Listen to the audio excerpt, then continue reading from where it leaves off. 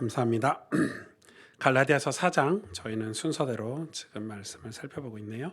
12절에서 20절 말씀 제가 대신 봉독해 드립니다. 형제들아 내가 너희와 같이 되었은즉 너희도 나와 같이 되기를 구하노라. 너희가 내게 해롭게 하지 아니하였느니라. 내가 처음에 육체의 약함으로 말미암아 너희에게 복음을 전한 것을 너희가 아는 바라. 너희를 시험하는 것이 내 육체에 있으되 이것을 너희가 업신여기지도 아니하며 버리지도 아니하고 오직 나를 하나님의 천사와 같이 또는 그리스도 예수와 같이 영접하였도다. 너희의 복이 지금 어디 있느냐? 내가 너희에게 증언하노니 너희가 할 수만 있었더라면 너희의 눈이라도 빼어 나에게 주었으리라. 그런즉 내가 너희에게 참된 말을 함으로 원수가 되었느냐? 그들이 너희에게 대하여 열심 내는 것은 좋은 뜻이 아니요 오직 너희를 이간시켜 너희로 그들에게 대하여 열심을 내게 하려 함이라. 좋은 일에 대하여 열심으로 사모함을 받음은 내가 너희를 대하였을 때뿐만 아니라 언제든지 좋으니라. 나의 자녀들아 너희 속에 그리스도의 형상을 이루기까지 다시 너희를 위하여 해산하는 수고를 하노니 내가 이제라도 너희와 함께 있어 내 언성을 높이려 함은 너희에 대하여 의혹이 있음이라. 아멘. 네, 오늘 본문은 저희가 읽어보면 무슨 내용이구나라고 이제 좀 알 수 있겠지만 그 당시의 상황이 어떤지 또 하나님 오늘 본문을 통해서 우리에게 주시고자 하시는 교훈이 무엇인지 조금 주의 깊게 좀 살펴봐야 될 것 같습니다. 사도 바울이 이렇게 시작을 하고 있어요. 너희도 나와 같이 되기를 원하노라 이렇게 시작하고 있죠. 여러분 이거 쉬운가요? 엄청 부담되는 거죠. 웬만큼 훌륭한 삶을 살아도 이게 양심이라는 게 있으니까 내가 100% 살지 못한다는 걸 우리는 알기 때문에 나와 같이 살아야 돼라고 말하는 그런 지도자, 그런 리더 많지 않죠. 많지 않고 그리고 이 정도로 얘기할 수 있을 정도라면 도대체 어떤 삶을 살아야 너희가 나와 같이 되길 바래 이렇게 말할 수 있을까 이런 고민들을 하게 돼요. 근데 저는 이 너희도 나와 같이 되기를 원하노라 이 사도 바울의 이 오늘 본문의 이 한 구절이 단지 갈라디아 교회 성도들 그리고 초대교회 그 사도 바울이 목회하는 성도들에게 나를 좀 닮아서 나처럼 신앙생활해 단지 그 말이었을까 이런 생각이 좀 들더라고요. 이번 주 내내 이 본문에 대한 자료들을 뒤져보고 그 당시의 분위기, 문화 이런 걸 다 살펴보고 엄청난 고백이지만은 저는 조금 다른 해석들을 좀 할 수 있을 거라고 생각이 좀 들었어요. 제가 어제도 우리 청년부들이 MT 했는데 지금 엄청 졸립죠. 저게 쳐다보고 있는 게 아닐 수도 있어요. 멍 때리고 있는 걸 수도 있고 청년부들끼리 이렇게 모여서 같이 기도하고 또 신앙에 관한 중요한 얘기도 하고 그런 모습 잠깐 보고 왔는데 잠깐 제가 청년부 MT 가서 했던 얘기가 있는데 과연 지금 우리 교회의 모습이 어떤 모습이 돼야 되는가? 그러면은 보통 우리가 이런 얘기를 하잖아요. 교회는 목회자가 굉장히 중요한 위치, 자리를 차지하고 있어요. 여러분도 아마 가스펠교회를 다니는 이유 중에 99%가 다 오승주 목사 때문에 다니는 거잖아요, 솔직히. 그러면은 이 오승주 목사라는 목회자의 모습이 교회 모습이 돼야 된다라는 그런 어떤 뭐라고 할까 오해? 어떤 그런 생각들을 저와 여러분이 다 가지고 있다고 생각이 들어요. 맞는 말이죠. 맞는 말이에요. 그러나 과연 목회자의 모습이 교회의 모습인가? 신약도 구약도 성경도 역사도 우리에게 그걸 말하고 있는가라고 생각을 해봤을 때 여러 가지 우리가 이 상황들을 살펴봐야 될 것 같아요. 여러분 한국 교회만큼 목회자가 우상시되고 그러기 때문에 목회자들이 스스로 그런 우상시되는 상황들을 받아들여야 되는 그래서 신비주의를 하려고 해서 하는 게 아니라 성도들에게 자기의 삶들을 감춰야 되는 그런 상황에 내몰리는 경우가 되게 많다는 거예요. 왜냐하면 앞에서 설교하는데 또 대단한 메시지를 전하는데 목사도 집에 가면 아빠고 남편이고 동네 가면 동네 아저씨인데 저도 슬리퍼 끌고 분리수거하러 가면 아이들이 아저씨 이러거든요. 동네 아저씨인데 그런 모습들을 성도들이 봤을 때 실망하거나 좀 낯설거나 그런 모습들에 이질감을 느끼기 때문에 이상하게 저도 그 목사 안수 받을 때 선배 목사들이 이 성도들과 가까이 지내지 말라면서 거리를 둬야 된다고 뭐 그런 거 있잖아요. 구약에 뭐 레위인들과 성도들이 거리를 뒀다면서 막 그런 얘기하면서 하는데 과연 꼭 그래야 되나? 저는 그렇게 따지면은 그런 목회를 전혀 못 하고 있는 거죠. 저는 성도들하고 너무 친하게 지내고 있는데 오히려 목회자도 성경을 따라 성경에 따라 하나님을 섬기는데 성도들과 함께 애쓰고 노력하는 위치에 있었다면 차라리 어땠을까? 만일 설교하는 그러니까 성도들에게 올바른 길로 믿음의 길로 인도하기 위해서 강하게 설득하는 자리가 설교의 자리잖아요. 여러분을 강하게 설득하는 자리거든요, 이 자리는. 근데 강하게 설득하는 자리에 있기 때문에 그 설득을 위해서 오히려 더 진실하게 삶을 오픈하고 우리도 저도 그 설득에 설득돼서 여러분처럼 애쓰고 살아야 된다라고 차라리 진실하게 성도들과 삶을 나눴으면 어땠을까 하는 생각이 많이 들어요. 빌립보서 1장 3절에서 11절에 보면 바울이 빌립보 성도들을 위해서 예수 그리스도 심장으로 너희를 기도하고 사모하고 뭐 이런 내용이 기록돼 있거든요. 감옥에서. 그런데 뭐에 대해서 기도했는가 보니까 이렇게 기록하고 있죠. 너희 사랑을 지식과 모든 총명으로 더 풍성하게 하사 너희로 지극히 선한 것을 분별하며 또 진실하여 허물 없이 그리스도의 날까지 이르고 예수 그리스도로 말미암아 의의 열매가 가득하여 하나님의 영광과 찬송이 되기를 원하노라 이렇게 기도하고 있어요.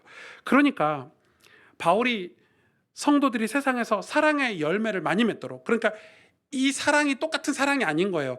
이만했던 사랑이 지식과 총명이 더해져서 사랑이 이렇게 커지는 거예요. 이 사랑이 커지면 선한 것도 분별할 수 있고 진실할 수 있고 허물 없이 그리스도의 날까지 우리가 인내하며 갈 수도 있는 게 우리를 지탱해 주는 게 사랑이라는 건데 이 사랑이 더 풍성해지도록 기도했다는 거예요. 헌신했다는 거예요. 제가 진짜 좋아하는 목회자들이 이렇게 손안에 꼽는 목회자들 있잖아요. 제가 즐겨 읽는 책들. 그 중에 한 분이에요. 1957년생 이제 연세가 드신 목사님이신데 존 오토보그 목사님이라고 윌로 크릭 교회에서 설교 목사로 사역했고 그 후에 개척해서 교회를 목회를 했던 목사님이신데 이 목사님이 그 목회할 때 성도들을 끊임없이 훈련시켰다고 해요. 제가 그래서 그 목회하는 거를 가서 이렇게 들여다 보니까 그 훈련의 대부분은 성도들에게 지적인 깨달음을 주기 위해서 훈련을 했어요. 그래서 교회가 지적 공동체가 되어야 된다고 강조하면서 교회 안에서 성경 공부라든지 또 그리스도인으로서 우리가 어떻게 살아야 되는지에 대해서 수많은 훈련들을 했더라고요. 이 오토보그 목사님은 심지어 크리스찬들이 직장에 가서 또 가정에 가서 부부 관계는 어떻게 해야 되는지 직장에서 직장 동료와의 관계는 어떻게 해야 되는지 관계에 관한 성경 공부를 하기도 하고요. 뭐 우리가 경제 활동을 어떻게 해야 되는지 이런 하나님의 백성이 새 삶을 살기 위해서 많은 영역의 이 교육이 필요한데 그런 것들을 교육을 엄청나게 했더라고요. 이분의 책 중에 이 관계 훈련이라는 책이 있는데 진짜 좋은 책이에요. 꼭 보시면 좋을 것 같아요. 제가 진짜 손안에 꼽는 책 중에 하나입니다. 남들처럼 뭐 예수를 이렇게 믿어라 저렇게 믿어라가 아니라 하나님의 백성이 어떻게 관계를 가져야 될지에 대한 내용을 직접 교회에서 이런 강의들을 계속 해내는 거예요. 제가 존 오토보그 목사님 책을 다 읽고 느낀 것은 우린 진짜 멀었다. 우리 교회는 멀었다. 우리 교회는 아직 시작도 안 했다. 그가 예배하면서 단순히 설교만 하는 것이 아니라 성도들을 설득하고 이해시키려고 그리고 성도들의 가치관과 생각을 바꿔주려고 엄청나게 노력했다는 걸 느낄 수 있어요. 그렇게 할 수 있는 이유가 있는데 그게 존 오토보그 목사님의 신앙생활이에요. 삶이에요. 성도들을 사랑하고 또 성도들을 사랑하기 때문에 늘 성도들과 가까이 지내려고 노력했다고 해요. 이런 거 있잖아요. 한국교회 목사님들은 뭐 다 그런 건 아니지만 제가 느낄 때 저는 제가 신앙생활하면서 그게 제일 퀘스천이었어요. 아니 금요일 날 금요예배를 해요. 금요일 날은 모여서 기도하려고 금요예배를 하잖아요. 목사가 설교를 해요. 막 기도합시다. 성령 충만 받읍시다. 진짜 오늘 이 밤에 이렇게 막 설교를 하고 그리고 통성기도 시켜놓고 목사는 나가요. 목사님은 가요. 자기 목양실에 가요. 아니 집에 가든지. 전 그게 되게 이해가 안 되더라고요. 같이 기도해야 되는 거 아닌가? 차라리 참석을 하지 말든지. 설교하러 와서 설교하고 가. 그럼 성도들이 남아서 기도를 하는데 왜 목사님은 따로 가서 기도하시나? 뭐 어디 산에 가서 기도하시나? 또 그런 것 같지도 않고. 그러니까 지금 존 오토보그 목사님이 그런 얘기를 하는 거예요. 왜 목회자들이 성도들과 삶을 이 신앙생활을 공유하지 않냐는 거예요. 아주 중요한 얘기죠. 그렇기 때문에 우리는 그와 반대로 목회자들과 가깝게 지내려고 하지 않아요. 목회자들을 멀리 두고 목회자의 삶에는 관심이 없고 목회자가 대단한 사역을 해서 내가 대리만족을 느낀다든지 아니면 교회가 극장식 교회가 된다든지 여러분 이런 이상한 단어들이 한국 교회 안에 생겨났단 말이에요. 물론 우리가 1980년대 90년대를 목회했던 미국에서 목회했던 존 오토보그 목사님의 교회와 같을 순 없고 또 제가 그분과 같은 성향을 가질 순 없죠. 그러나 한 가지 분명한 것은 우리 교회 성도님들이 이 하나님의 사랑, 예수 그리스도의 그 놀라운 은혜를 풍성하게 하사 세상에서 의의 열매를 맺고 분명히 밝히고 있죠. 하나님의 영광과 찬송이 되게 하는 일에 우리는 정진해야 된다. 신앙생활은 흔들릴 수도 있고 정체될 수도 있어요. 우린 그런 과도기를 겪을 수 있고 시험에 들 수도 있고 그러나 그걸 그대로 두지 않고 설득하고 이끌어줘야 된다는 거예요. 끊임없이 지적인 공동체가 되어 세상을 분별하고 허물 없이 그리스도의 날까지 이르도록 끊임없이 설득하고 끊임없이 이끌어줘야 된다는 거예요. 마치 우리 자녀들이 인생을 포기하거나 어린 자녀들이 인생을 포기하거나 아예 그렇게 할 때 부모들이 가만히 있으면 그게 부모입니까? 어떻게든지 설득하고 이끌어주고 바른 길 가도록 이끌어주는 게 부모의 역할이잖아요. 신앙도 그렇다는 거예요. 어떤 지점까지 어디까지 설득하고 이끌어줘야 되는 지점이 있는데 그게 뭐냐? 그게 뭐냐는 거예요. 그리스도의 사랑이 풍성해서 허물 없이 그리스도의 날까지 그리고 의의 열매가 가득해서 하나님의 영광과 찬송이 되는 그 자리까지. 저희 교회는 이제 젊은 장로님들이 많이 계시죠.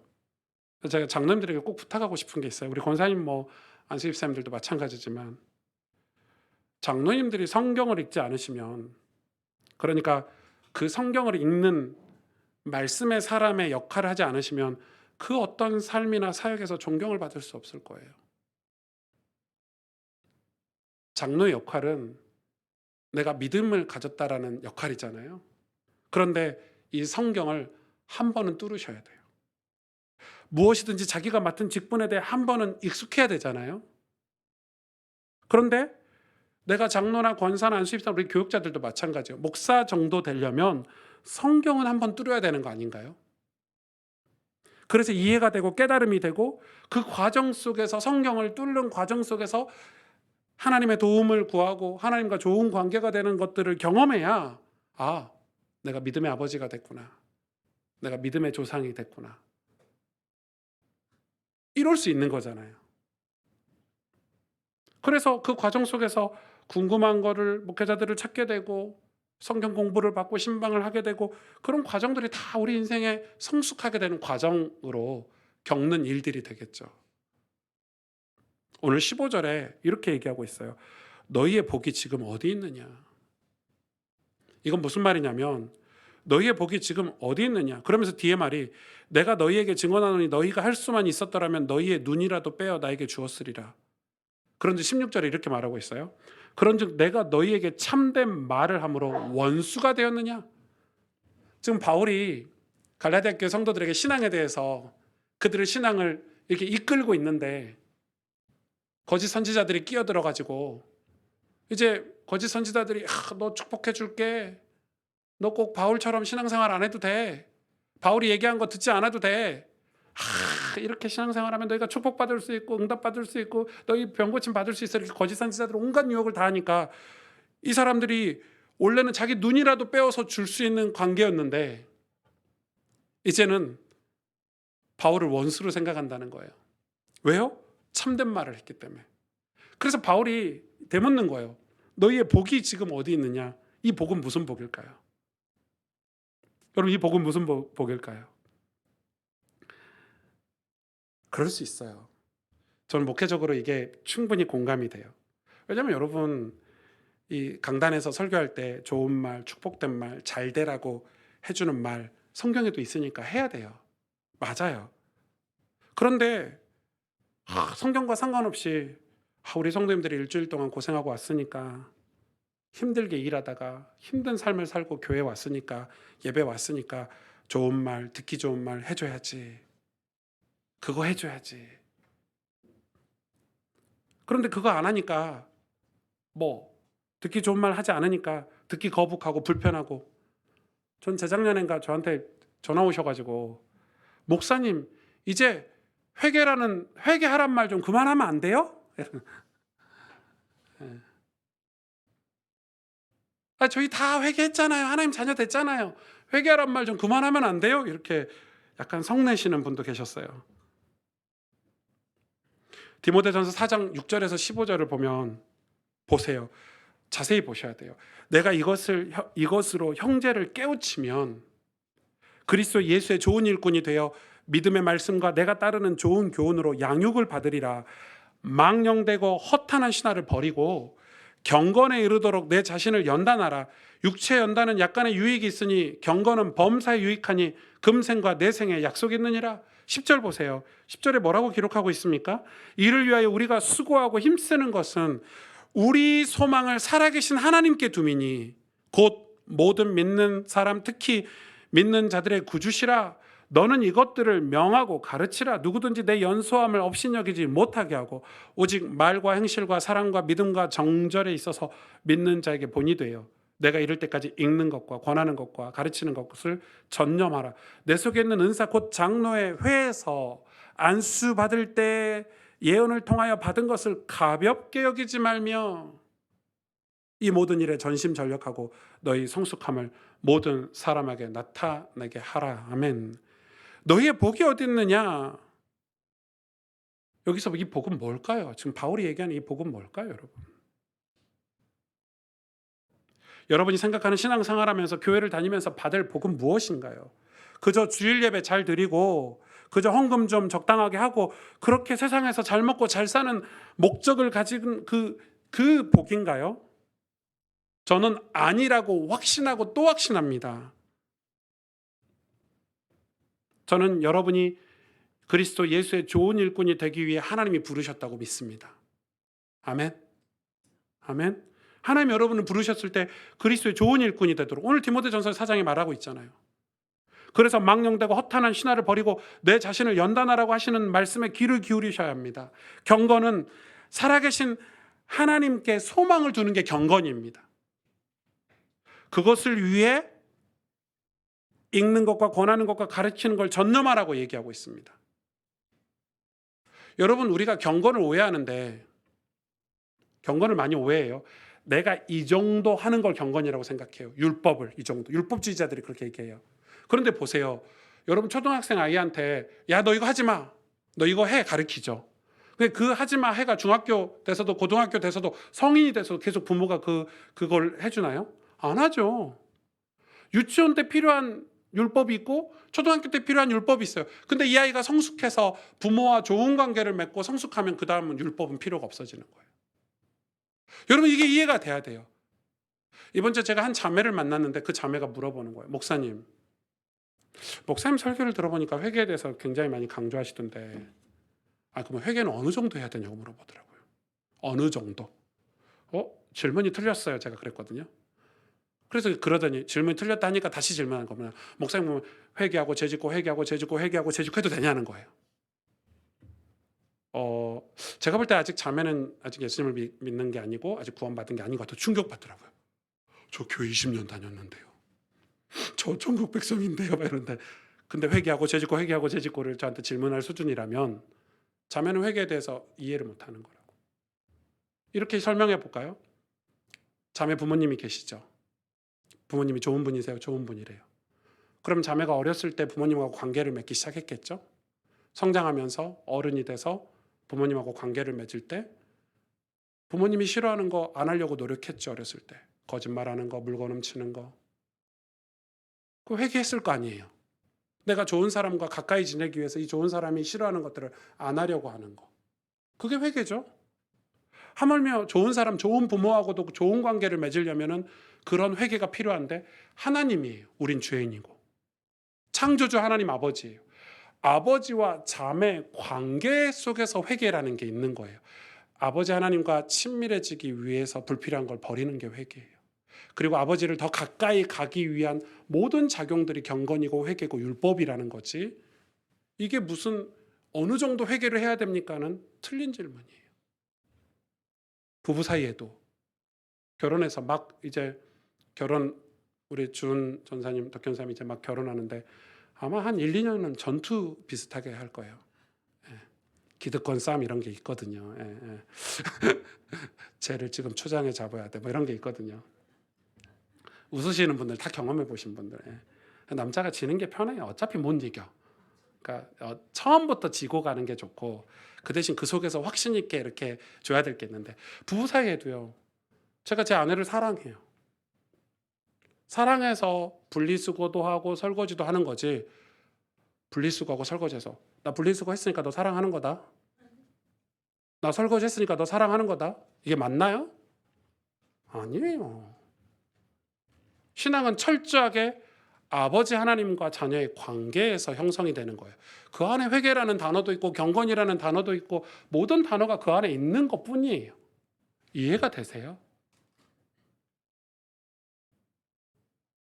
그래서 경건은 살아계신 하나님께 소망을 두는 거예요. 그걸 위해서 하나님 우리에게 기준을 주신 게 뭐냐면 우리가 잘 모르니까 성경을 주신 거예요. 그걸 읽고 권하고 가르치는 일에 전념하래요. 이거에 관한 영상을 하나 보실까요? 왜 이게 중요한지.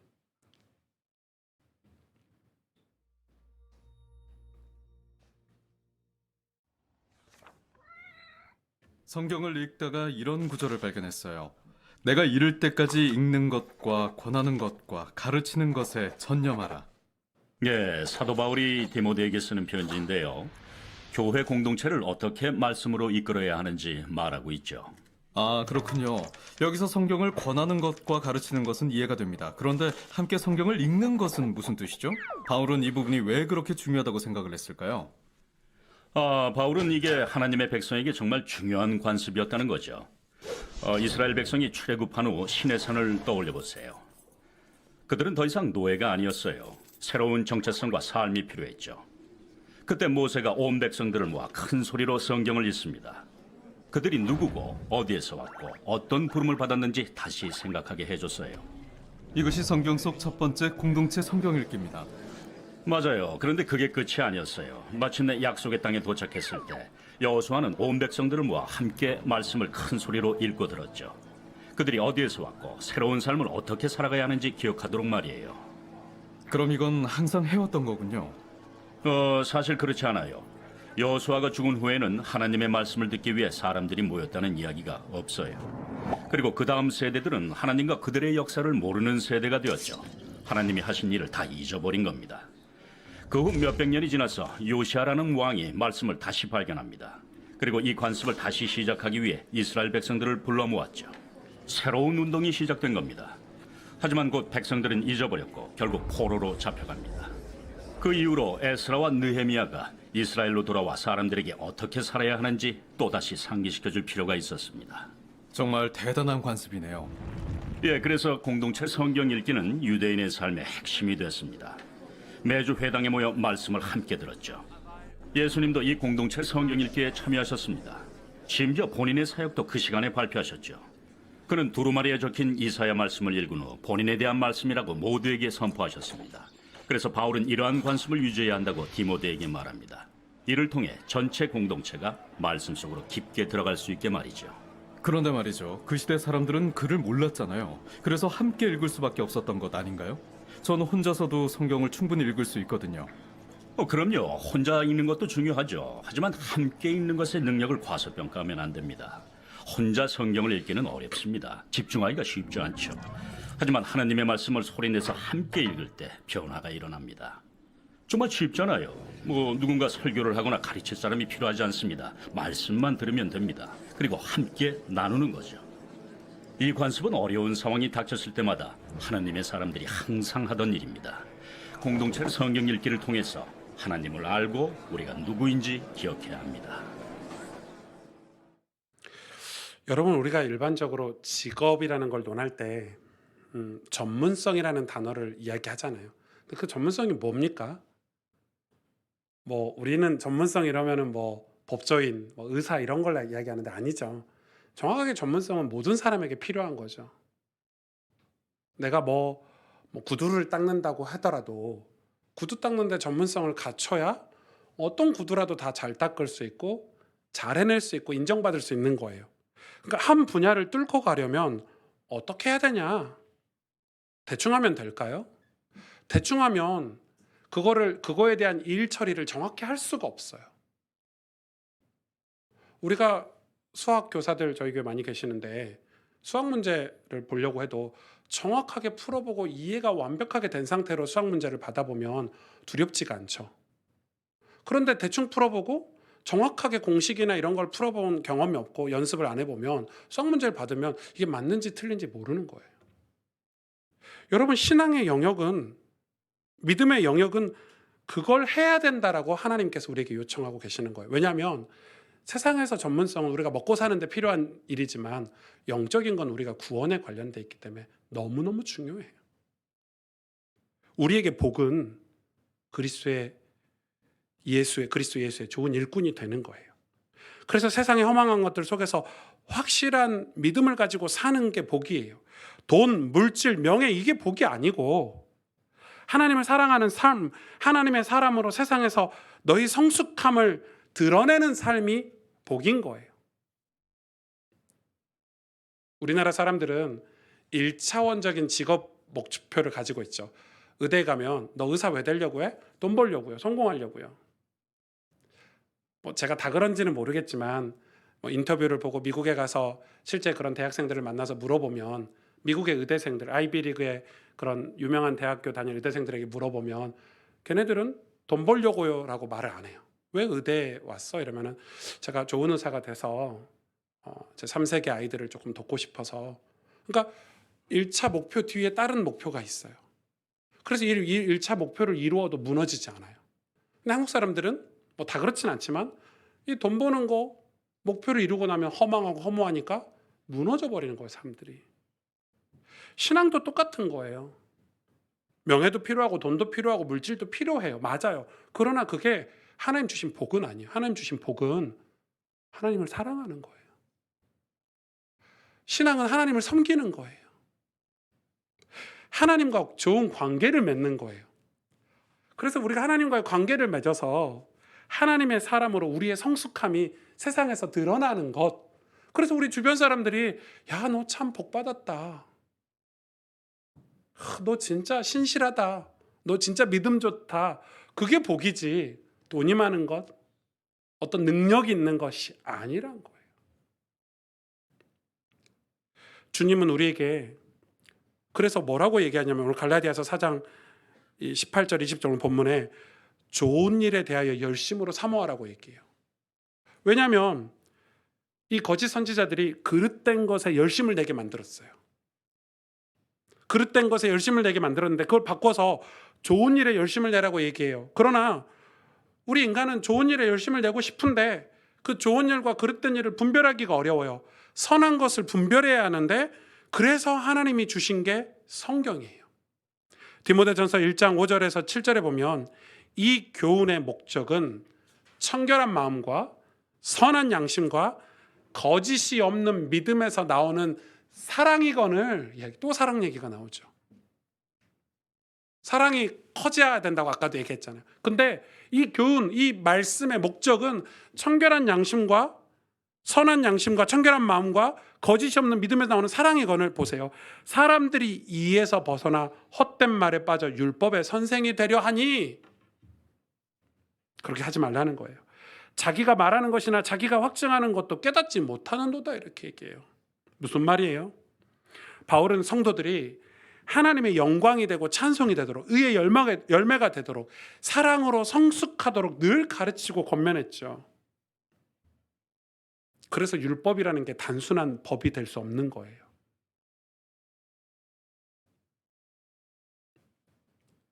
그건 신앙생활이 아니에요.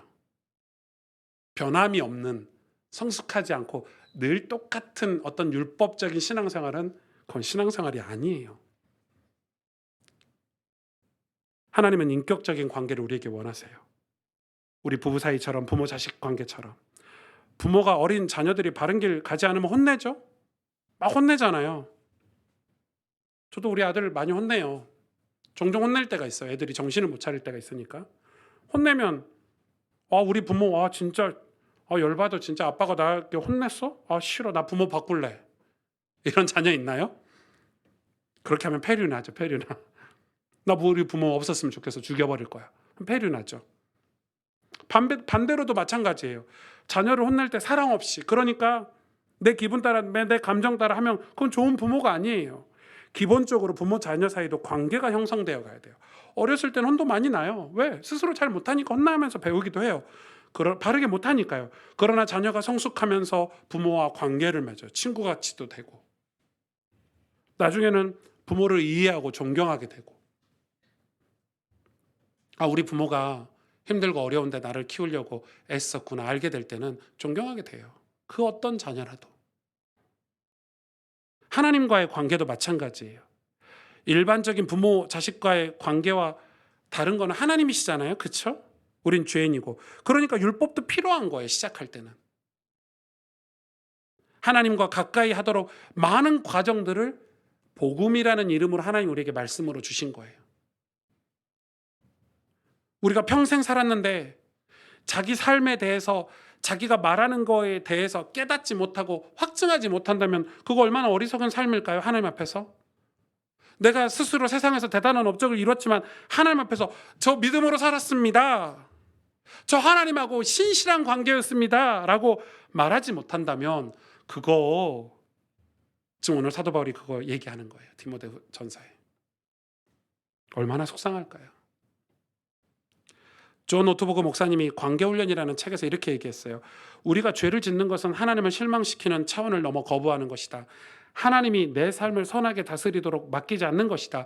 내 삶에서 하나님을 내보내고 내가 스스로 삶의 주인이 되는 것이다. 관계가 틀어질 때마다 두 사람은 떠나거나 부딪히거나 다가가거나 이 세 가지 선택 앞에 놓이게 된다.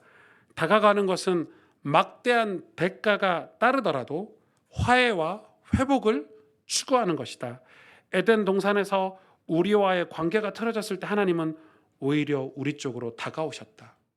그래서 화해와 회복을 추구하셨다. 이렇게 다가오신 행위를 성육신이라고 한다. 십자가 사건이라고 한다라고 기록하고 있어요. 하나님이 우리를 지금 설득하시는 거잖아요. 여러분, 이 성경은 하나님이 우리를 설득하시는 거예요.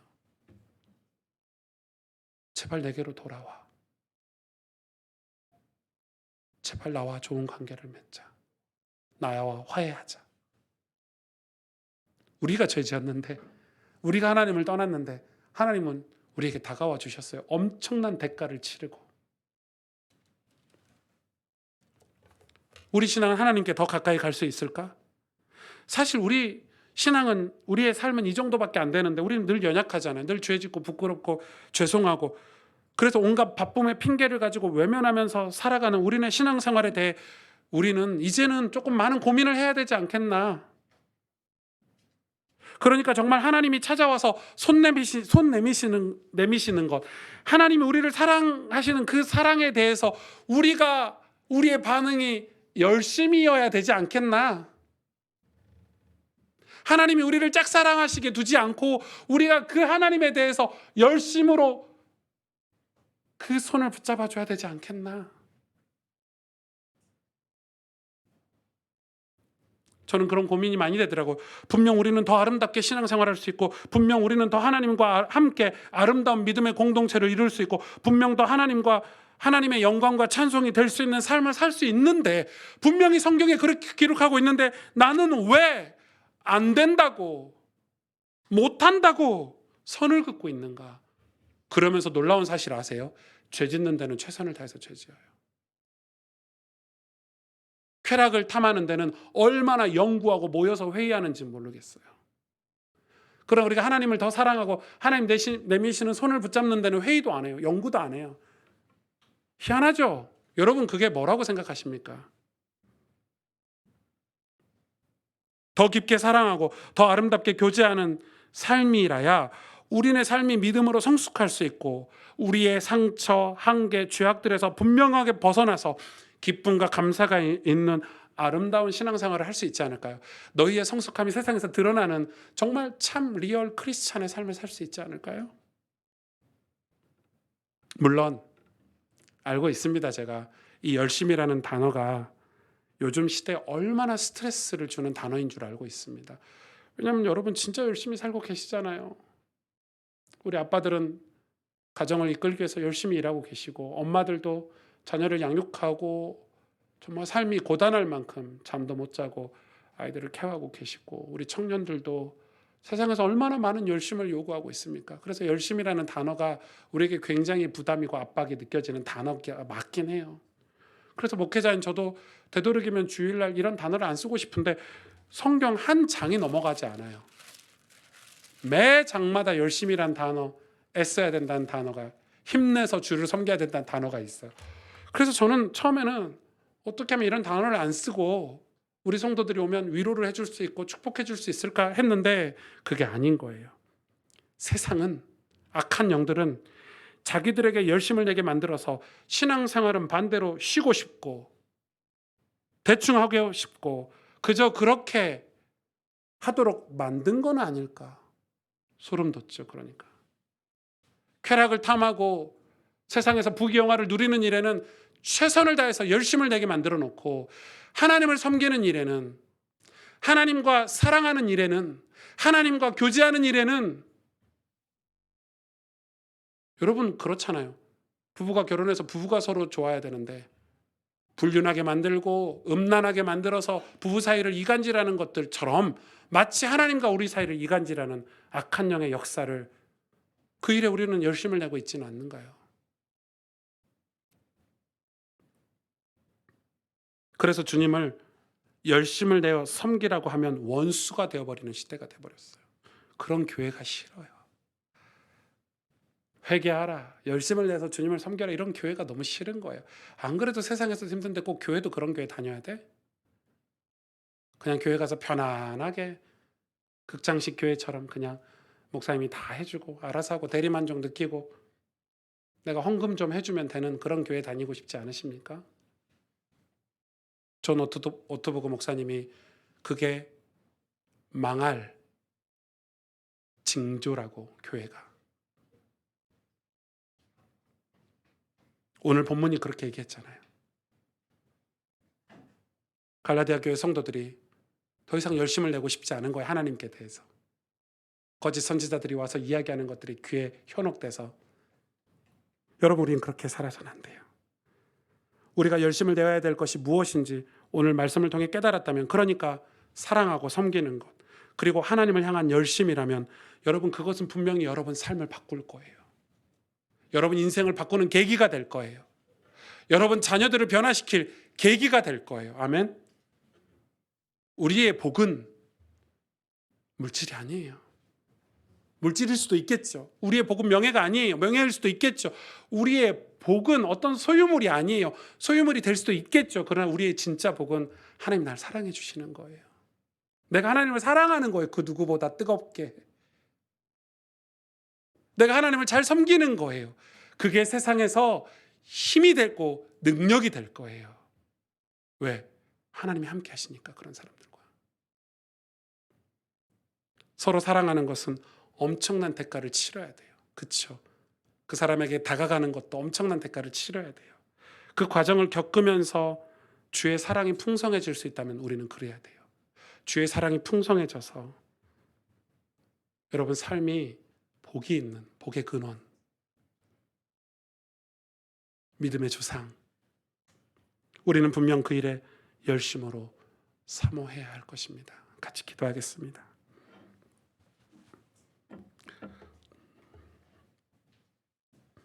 너희의 복이 지금 어디 있느냐? 사도 바울이 갈라디아 교회 성도들에게만 하는 말씀이 아니에요.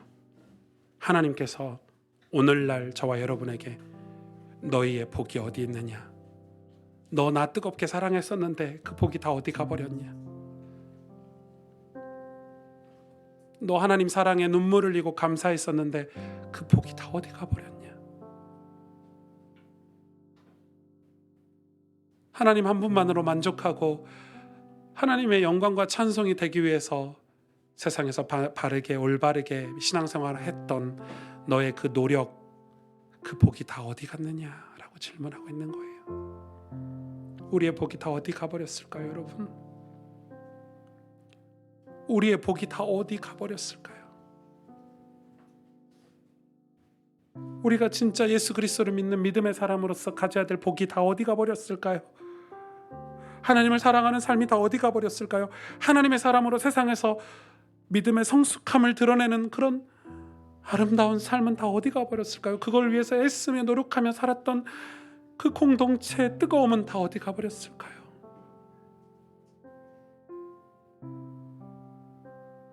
주님, 우리가 그 복을 다 누구에게 빼앗기고 살고 있나요? 그 복을 도대체 누구에게 다 빼앗기고 살고 있는지.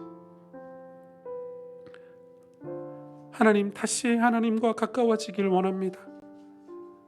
다시 하나님과 교제하는 신앙인이기를 원합니다.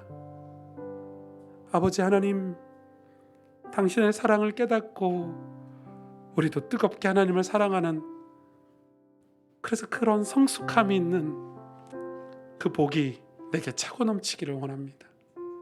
하나님, 나를 사용하실 수 있도록, 하나님의 영광과 찬송이 될 수 있도록, 의의 열매를 맺을 수 있도록 우리를 하나님 버리지 마시고 인도하여 주옵소서. 우리 시간, 우리 간절히 오늘 말씀을 기억하면서 마음을 담아서, 함께 마음을 담아서 기도하도록 하겠습니다. 하나님 아버지, 정말 감사를 드립니다.